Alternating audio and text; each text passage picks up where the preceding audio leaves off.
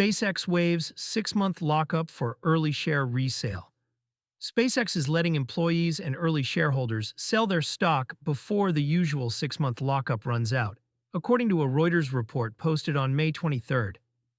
The change applies to the next tender process and lets holders move shares to approved buyers without waiting for the standard restricted window to expire. The shift matters beyond Silicon Valley.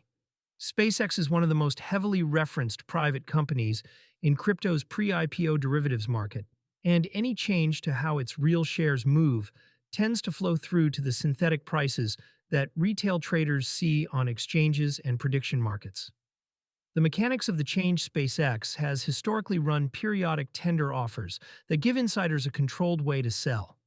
Buyers are typically institutional funds approved by the company, and sellers are bound by lockups that prevent them from flipping shares immediately after receipt or vesting. 6 months has been the standard window. The new policy keeps the tender structure but compresses or removes the lockup for eligible holders, according to Reuters.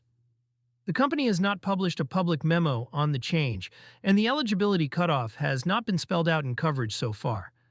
As of May 23rd, the price tag attached to SpaceX in its most recent tender is in the band that implied a roughly $400 billion company-wide valuation when the round was reported. The link to crypto's synthetic SpaceX markets: SpaceX is one of a handful of private companies that has its own pseudo-market on crypto rails. Binance lists pre-IPO perpetual contracts referencing a notional SpaceX valuation, and traders there have been pricing the company well above the $2 trillion mark in some sessions, far above the private tender level. Polymarket also runs valuation markets on SpaceX, OpenAI, and Anthropic that resolve against eventual IPO or transaction prices. Faster liquidity on the real cap table changes the inputs into all of those markets. When insiders can convert paper into cash sooner, the supply curve on private secondary venues shifts. The tighter that secondary market gets to a true clearing price, the harder it becomes for synthetic crypto markets to drift far from it without being arbitraged. That arbitrage path is not direct. A trader holding a Binance pre-IPO perp cannot deliver against a real SpaceX share. And a polymarket position is a binary bet on a future valuation event, not a claim on equity. But large funds that hold both sides do exist, and they tend to compress the spread between the off-chain reference price and the on-chain synthetic. Knock-on effects for tokenized private equity. Tokenization of private company stock has been one of the noisier corners of crypto in 2026.